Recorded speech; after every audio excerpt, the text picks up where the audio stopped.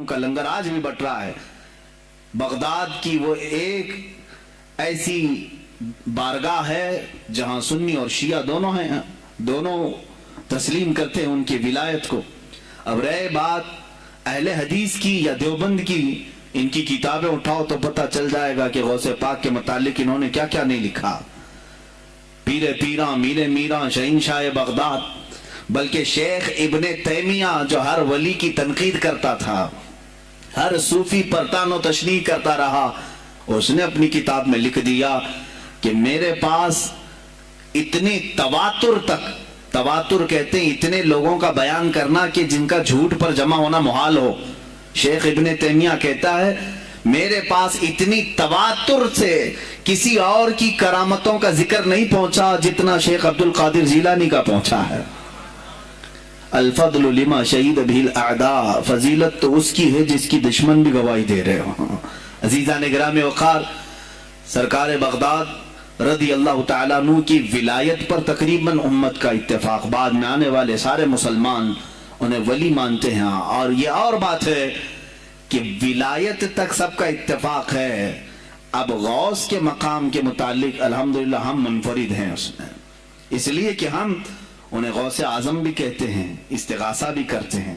یہ ایک الگ ٹاپک ہے جہاں شرک، بدعت اور کفر کے فتوے لگتے ہیں کہ بریلوی اللہ کو چھوڑ کر اولیاء سے مانگتے ہیں، اور یہ بیویوں سے مانگ لیں تو کوئی حرج نہیں، ہاں اپنے بچوں سے مانگ لیں تو کوئی حرج نہیں، بلکہ چپراسی اور نیتاؤں سے مانگ لیں تو کوئی حرج نہیں۔ کسی صاحب نے آ کر کے مجھ سے کہا تھا آپ غوث اعظم کیوں کہتے ہیں؟ اعظم اللہ ہوتا ہے، سب سے اعظم غوث کہیں ٹھیک ہے۔ سلفی صاحب تھے، ہم نے کہا کہ آپ کو سرکار عبد القادر جیلانی کو غوث اعظم کہنے پر اعتراض ہے، لیکن ایک چوڑا چمار ملک کا پرائم منسٹر بن جائے تو اسے وزیر اعظم کہہ دیتے ہیں، کوئی دقت نہیں آپ کو، وہاں اعظم کہتے ہیں آپ، اعظم کہنے میں آپ کو وہاں جھجک بھی نہیں آتی، اور غوث پاک کو اعظم کہنے میں آپ کو شرم آنے لگتی ہے۔ یہ اپنے اپنے نصیبے کی بات ہے، آپ کا اعظم کوئی اور ہے، ہمارا اعظم کوئی اور ہے۔ عزیزان گرامی، سرکار بغداد شہنشاہ ولایت سلطان الاولیاء سیدنا عبد القادر جیلانی رضی اللہ تعالیٰ عنہ، ماں کے پیٹ سے ہی ان کو ولایت عطا کی گئی۔ یہ وہ اولیاء میں سے ہیں جن کا پیدائشی اللہ تعالیٰ نے منتخب فرمایا ہے، بلکہ جس وقت آپ کی ولادت ہوئی یہ شعبان کا آخری دن، اور آپ کی والدہ ماجدہ کے بطن سے آپ اس عمر میں پیدا ہوئے جب عورتوں میں اولاد کی امید ختم ہو چکی ہوتی۔ آپ کی ماں کی عمر 60 سال کی تھی جب آپ پیدا ہوئے، یہ خود اپنے آپ میں ایک کرامت ہے۔ اور سرکار بغداد رضی اللہ تعالیٰ عنہ جب جیلان میں پیدا ہوئے تو آپ کا معمول تو دیکھیں، آپ کی ماں خود بتاتی ہیں دوسرے سال غالباً لوگوں کو چاند میں شک ہو گیا، 29 کا چاند نظر آیا کہ نہیں آیا، بعض کہنے لگے ہو گیا ہوگا، بعض کہنے لگے نہیں ہوا ہوگا، تو یوم الشک کہتے ہیں، یعنی 30واں جو شعبان کا ہوتا ہے، وہ ایک رمضان بھی ہو سکتا ہے، 30 شعبان بھی۔ تو لوگ آئے حضرت فاطمہ ام الخیر کے پاس جو غوث پاک کی ماں ہیں، پوچھا کہ کل کا چاند ہوا کہ نہیں ہوا، ہمیں شک ہو گیا ہے۔ آپ نے کہا چاند ہو گیا ہے اور رمضان شروع ہو چکا ہے۔ کہا کیسے؟ کہا صبح سے میرا بیٹا عبد القادر دودھ کو منہ نہیں لگایا ہے، اور میرے بیٹے کا یہ معمول ہے پچھلے رمضان سے ہی، جس وقت غوث پاک پیدا ہوئے رمضان شروع تھا۔ ان کی ماں کہتی ہیں سحری سے لے کر افطار تک غوث پاک اپنی ماں کا دودھ نہیں پیتے تھے۔ یہ بچپنے میں ماں کی گود میں روزے کا آپ کے اوپر کوئی مکلف نہیں تھے، آپ احکام شریعت ابھی آپ کے اوپر لاگو نہیں تھے، لیکن اللہ کا ایک ولی آتا ہے تو وہ نظام خدا قائم کرنے کے لیے آتا ہے۔ آج میں اسی پر گفتگو کرنا چاہوں گا، اللہ کے اولیاء ظاہر کیوں ہوئے دنیا میں اور کیوں آتے ہیں؟ ان کا سب سے بڑا مقصد دنیا میں آنے کا، جلوہ بار ہونے کا، وہ یہ ہوتا ہے کہ نظام خداوندی کو زمین پر قائم کریں، جس کی کائنات ہے اسی کی بات یہاں پر قائم ہونی چاہیے۔ اب یہ باتیں وقت کے ساتھ گزرتی جاتی ہیں اور لوگ بھول جاتے ہیں۔ آپ سب کو پھر میں یاد دلا دوں میرے عزیز، میں نے بھی اور آپ نے بھی اللہ سے ایک وعدہ کیا ہے، ہماری روحوں نے اللہ سے وعدہ کیا ہے. جب اللہ تعالیٰ نے ہمیں پیدا بھی نہیں کیا تھا اس وقت ہماری روحوں کو بلا کر اس نے ایک وعدہ لیا، الست بربکم، کیا میں تمہارا رب نہیں ہوں، میں تمہارا مالک اور خالق نہیں ہوں؟ تو سب کی روحوں نے کہا تھا قالوا بلا وربنا، کیوں نہیں مولا، تو ہی تو ہمارا رب ہے. رب تعالیٰ نے فرمایا کیا تم اسی وعدے پر برقرار رہو گے دنیا میں جانے کے بعد؟ سب نے کہا تھا ہم وعدہ کرتے ہیں مولا اسی پر باقی رہیں گے. یہاں آنے کے بعد کتنے وہ لوگ ہیں جو اس کی ربوبیت کا اقرار کرتے ہوئے اس کائنات میں صرف اس کے گن گاتے ہیں. کفار و مشرکین تو وعدہ خلاف ہیں، توڑ دیے، انہوں نے اللہ کے علاوہ کسی اور کو خدا بنا لیا. لیکن تم نے اللہ اکبر تو کہا، زبان سے تو تم نے تسلیم کیا، لیکن تمہارا رہن سہن یہ بتاتا ہے کہ تمہارا مالک کوئی اور ہے. کسی اور کو راضی کرنے میں لگے ہوئے ہو، کسی اور کی دریوزہ گیری کر رہے ہو، کسی اور کی خوشامدی میں کھڑے ہوئے ہو. درباروں کے آستانوں کے دروازوں پر تمہارا کھڑا ہونا گھنٹوں پر کسی کو راضی کرنے کے لیے، یہ تمہارا عمل بتاتا ہے کہ تم نے رب اعلیٰ کو اکبر نہیں سمجھا. وعدہ تو تمہاری روحوں نے کیا تھا کہ تیرے سوا کسی کو ہم حاکم نہیں تسلیم کریں گے، حاکم اعلیٰ صرف اللہ ہے. اولیاء کاملین یہی بات یاد دلانے کے لیے آتے ہیں، پھر تمہیں یہ یاد دلانے کے لیے آتے ہیں. اور جس شان سے وہ دنیا میں آتے ہیں بچپن سے ہی ان کے حالات ایسے ہوتے ہیں کہ شریعت طاہرہ کی پابندی ان کے ہر قول و عمل میں نظر آتی ہے، ہر قول و عمل میں.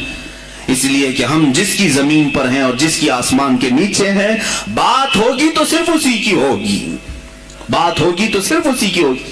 مجھے ایک بات یاد آتی ہے، سرکار مفتی اعظم ہند رحمۃ اللہ تعالی علیہ آپ کے سامنے کوئی صاحب تقریر کر رہے تھے، یہ زمین سب کی ہے، ان کی بھی ہے، ان کی بھی ہے، ان کی بھی ہے. آپ نے کہا چپ رہو، زمین اللہ کی ہے اور صرف اللہ کا نام ہو. یہ سب کی ہمت نہیں بولنے کی، زمین اللہ کی ہے اور اللہ ہی کا یہاں پر اللہ ہی کی بولی بولی جائے، اسی کے لیے زیب دیتا ہے. جس کے گھر میں رہ رہے ہو اسی کی بات کرو. عزیزان گرامی اوقات، سرکار بغداد ان کی کرامات اپنی جگہ پر، لیکن ان کی زندگی کے کچھ اہم گوشے میں لے کر آج حاضر ہوں. آج ہمارے حالات کے اعتبار سے بھی ضرورت ہے اس کی. جب آپ پروان چڑھتے رہے اپنی ماں کی گود میں، بہت جلدی آپ کے والد گرامی کا انتقال ہو گیا. آپ سے خود پوچھا گیا تھا غوث پاک سے آپ کی جوانی میں، یا جب آپ کا شہرہ بغداد میں بہت ہو گیا تب پوچھا گیا تھا آپ کو اپنے ولی ہونے کا احساس کب ہوا؟ غوث پاک سے ہی پوچھا گیا تھا آپ کو کب پتا چلا اللہ نے آپ کو ولایت کا یہ مقام عطا کیا؟ آپ فرماتے ہیں جب میں 10 سال کا تھا، مدرسے جاتا تھا تو غیب سے ایک آواز آتی تھی، افصحوا فی المجالس لولی اللہ. غیب سے آواز آتی تھی اے لوگوں مجلس میں جگہ چھوڑ دو، اللہ کا ولی آ رہا ہے. یہ آواز صرف میں نہیں، میرے استاد بھی سنتے، وہاں بیٹھے شاگرد بھی سنتے اور سب کھڑے ہوتے تھے، جگہ دیتے تھے. غوث پاک فرماتے ہیں جب ہر بار مجھے یہ آواز آنے لگی تب مجھے احساس ہوا کہ اللہ تعالیٰ نے مجھے ولایت کا تاج پہنایا ہے. پھر آپ کو لہو و لعب میں، کھیل کود میں نہیں رکھا گیا. فرماتے ایک بار میں صرف ایک گائے کی پونچھ پکڑنے کی کوشش کر رہا تھا، گائے پلٹ گئی، فصیح عربی میں کہنے لگی الہذا خلقت ام بہذا امرت یا عبد القادر، اے عبد القادر کیا تجھے اسی کام کے لیے پیدا کیا گیا یا تجھے اللہ نے اس کام کا حکم دیا کہ میری پونچھ پکڑے؟ غوث پاک فرماتے ہیں میں چونک گیا کہ ایک جانور مجھ سے عربی میں بات کر رہا ہے. اور اس کے بعد وہ گائے خود کہنے لگی اے عبد القادر تجھے اللہ نے اپنی مخلوق کے لیے بنایا ہے، اپنے بندوں کو راہ راست پر لانے کے لیے. غوث پاک فرماتے ہیں اس کے بعد زندگی میں کبھی کھیل کود کی خواہش بھی نہیں آئی، کھیل کود کی خواہش بھی نہیں آئی، کبھی تصور بھی نہیں کیا. اور جب آپ جیلان سے نکل کر بغداد آئے، بغداد کے جو حالات تھے وہ آپ نے بہت قریب سے مشاہدہ کیا. میرے عزیزو آج کے جو حالات ہیں نا، آج کے جو حالات میں نے پڑھا اس سے بھی زیادہ ڈینجر حالات اس زمانے کے تھے. آج لوگ حالات کی شکایت کرتے ہیں بہت سارے علماء مولانا ہم سے کہتے حالات اب صحیح نہیں ہیں، ویسے نہیں ہے پہلے. میں تمہیں غوث پاک کے حالات بتاتا ہوں. اس وقت سیاسی حالات کیا تھے. اس وقت سیاسی حالات اتنے خطرناک ہو چکے تھے. بغداد میں شیعوں نے اپنا گڑھ جمایا تھا، یہاں تک کہ ہر عالم پر، ہر واعظ پر، ہر امام مسجد پر پابندی تھی. سیدنا ابو بکر صدیق اور حضرت عمر کا کوئی نام نہیں لے سکتا تھا، کوڑے مارے جاتے تھے. شیخین کا اگر کسی نے نام لے لیا کسی عالم نے، کوڑے مارے جاتے تھے.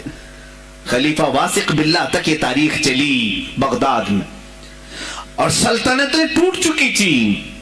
سیاسی حالات اس قدر خراب ہو چکے تھے، چھوٹی چھوٹی ٹکڑیوں میں بٹ چکے تھے مسلمان. مصر کی طرف دیکھیں تو فاطمی حکومت قائم ہو گئی تھی، وہ اپنے آپ کو فاطمی کہہ رہے تھے. بغداد میں عباسی خاندان حکومت کر رہا تھا، اور وہ بھی سمٹ کر کے صرف بغداد کے اطراف رہ گئی بس. پھر ترکی کی طرف دیکھیں تو سلجوکی خاندان تھا، ایک ایک ٹکڑا حکومت کر رہا تھا، اور یہی آپس میں دست بگریباں تھے، ایک دوسرے سے لڑ رہے تھے. اور پھر پلس اس پر ایسا کہ بازنطینی جو عیسائی تھے، صلیبی تھے، ان سلطنتوں کو آپس میں لڑا کر کے اس قدر شدت پیدا کر چکے تھے کہ بغداد والا مصر نہیں جا سکے، مصر والا ترکی نہ آ سکے. پھر ادھر بخارا، سمرقند، نیشاپور، یہ جو رشیا میں ہیں آج، ازبکستان وغیرہ میں، یہاں الگ ایک سلطنت قائم تھی، اور ہند میں الگ کفرستان تھا. سب جگہ الگ الگ حالات تھے. اور مسلمانوں کے لیے اس زمانے میں ایسے حالات ہو گئے جیسے لاک ڈاؤن ابھی کا سیم. میں آپ کو بتا رہا ہوں سچویشن. لاک ڈاؤن میں کیا ہوا تھا معلوم ہے؟ یہ ہمارے طلبہ دیکھیں 8 مہینے سے بیٹھے ہوئے ہیں، مدارس میں نہیں گئے، حفظ قرآن کر رہے تھے، عالم دین بن رہے تھے. مدرسے بند ہیں نا، گھروں میں بیٹھے کچھ تو آوارہ گردی کر رہے ہیں. اسی طرح کالج کے بچے بھی، اسکول کے بچے بھی، سب چھوٹے ہوئے ہیں لاک ڈاؤن کی وجہ سے. سیم یہی سچویشن اس زمانے میں ہوئی. بغداد علمی مرکز تھا، کوفہ اور بصرہ علم کے مرکز تھے. آپسی رنجشوں کی وجہ سے بادشاہوں کی طلبہ ایک جگہ سے دوسری جگہ کا سفر نہیں کر سکتے تھے. بغداد کے سارے مدرسے بند پڑے ہوئے تھے، کیونکہ طلبہ آ نہیں سکتے. کہاں سے آئے تم؟ مصر سے آئے، واپس جاؤ. اس سلطنت میں کیا کر رہے ہو؟ اس طرح کی سختیاں.